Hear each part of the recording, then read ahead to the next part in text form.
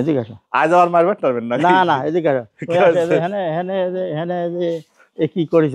আমার তো ডর লাগে আব্বা ডাকলে যে আজ আবার। এই ঘর কিসের জন্য করলে? হেনে ঘর আমি তো বুঝতেছি না যে বাড়ির সৌন্দর্য নষ্ট হয়ে গেল। আবার হেনে হেনে ঘর মার তুললে হেনে কি দোকানপাট করবে না গোডাউন করবে আমি কিছু বুঝতেছি না। বাড়ির সৌন্দর্য নষ্ট হয়ে গেছে। হ্যাঁ বাড়ির সৌন্দর্য নষ্ট হলে কিন্তু কি কারণে কি করবে কি জিনিসটা আমি তো বুঝতেছি না। বুঝলি আমাদের খোলো তো দেখি, খোলো ঘরটা খোলো। যা ঘর খুলে কি করবো? তুমি খোলো তো দেখি, তুমি গোডাউন বানাবি নাকি দোকান নাকি আমি দেখবেন ভিতরে? ভিতরে দেখি কি। আমার তো আজ ভয় লাগতেছে আজকে আবার আব্বা আমাকে না আমি তো জানি না কি ব্যাপারটা কি। আমি তো তুমি তোমার মা জিজ্ঞেস করলে আমার কয় না কিছু। এর খুলে দেখান লাগবে যে ভিতরে কি আছে না আছে। দেখো কি আমি এইবার বুঝতেছি না। খোলো তুমি খোলো দেখি। আচ্ছা আমি আপনাকে দেখাই। এই যে এখানে আপাতত আমি বুঝতেছি যে দোকান করবি না গোডাউন করবি না কি করবি আমি কিছুই বুঝতে পারতেছি না।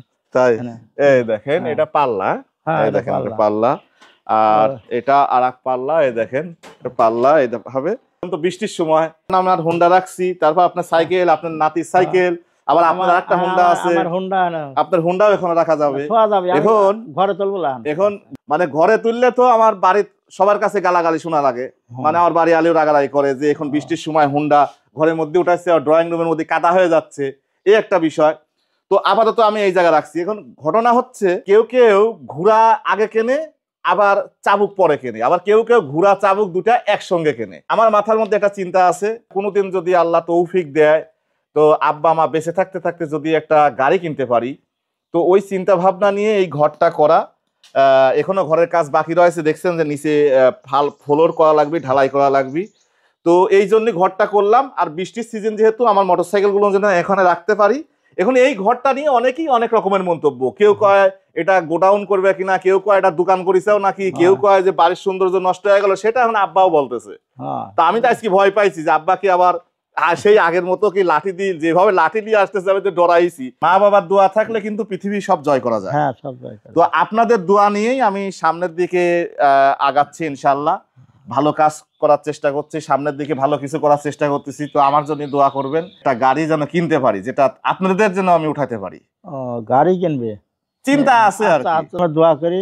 তোমার একটা গাড়ি কেন, তোমার আশা পূরণ। তুমি বলেছিলে যে আমি একটা গাড়ি কেন, এই গাড়িটা কিনলে তোমার আশা পূরণ হয়ে যায় ইনশাআল্লাহ।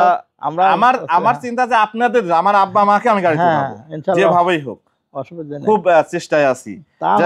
তোমার চেষ্টা জান তোমরা ধরে ভাই থাকেন, তোমরা এই গাড়িটা আশা করে পূরণ হলে বেড়া ইনশাআল্লাহ তোমার আশা পূরণ হয়। তো আমরা দোয়া করি সেটাই। আমার এই চিন্তাটা আমি সেই সৌদি আরব থেকেই চিন্তা ভাবনা ছিল যে যদি একটা গাড়ি কিনতে পারতাম, যদি মা বাবাকে সেই গাড়িতে উঠাতাম এবং সেই গাড়ির ড্রাইভ যদি আমি করতাম। আপনারা যারা আমার ভিডিওগুলো দেখছেন হয়তো কেউ জানেন কেউ জানেন না, আমার সৌদি আরব থাকতেও কিন্তু করোলা 2015 মডেল একবারে নতুন একটা গাড়ি ছিল। ওই গাড়ি কিন্তু আমি সৌদি আরব থেকে আসার আগ দিয়ে অর্থাৎ 2018 সালে কিন্তু ওই গাড়িটা আমি বিক্রি করে দিই। আর আমি দেশে আসি হচ্ছে 2022 সালে ডিসেম্বরের মাসে। আব্বা আপনি শুধু আমাদের জন্য দোয়া করবেন। হ্যাঁ ইনশাআল্লাহ। আমার লাইফে আমি যা কিছু অর্জন করেছি সবকিছু শুধু আমার মা এবং আমার আব্বার দোয়ায়, আমার আব্বা আমার দোয়ায় অর্জন করেছি ইনশাআল্লাহ। অসুবিধা নাই, দোয়া করেন শুধু আমার জন্য, ইনশাআল্লাহ পূরণ করবে ইনশাআল্লাহ, অসুবিধা নাই। সবসময় আমি এই কথাটা বলি যে মা বাবাকে ভালোবাসবেন, যত অভাবেই থাকেন, যত দুঃসময় থাকেন। আমার যখন অভাব ছিল, যখন আমাদের জমি জমা সব কট ছিল, তাই ছিল না? তখন তো আমাদের একদিন খেয়েও গেছে না খেয়েও গেছে। ওই সময় কি আপনার সঙ্গে কেমন আচরণ করতাম আমি? না ওই সময় ওই কষ্ট করতেন তো, তুমি কষ্ট করতে। ওই সময় কি আপনাদেরকে আমি দূরে ঠেলে দিছি? না ফেলে দাও। হ্যাঁ বোনটাকে নিয়ে মা বাবাকে নিয়ে একসাথেই তো ছিলাম, খাইছি একসাথে, ডাল খাইলেও ডাল ভাত যাই খাই একসাথে ছিলাম। করলে আমরা সব এক জায়গায় করেছি না, এক জায়গায় কষ্ট করে খাই। এই জন্য বলবো যে মা বাবাকে আপনি যত কষ্টেই থাকেন, যত অভাবেই থাকেন, মা বাবাকে সাথে রাখবেন, মা বাবাকে কাছে রাখবেন। দেখবেন কোনো একদিন দিন শেষে আপনি ভালো আছেন। এত কষ্ট করেছি আমরা, তা আমার ছেলে আমার কাছে সরে নাই, আমার কাছে। আলহামদুলিল্লাহ। সবাই ভালো থাকবেন, দোয়া করবেন, কোনো একদিন একটা সারপ্রাইজ আপনাদেরকে দিয়ে দেবো ইনশাআল্লাহ। আসসালামু আলাইকুম।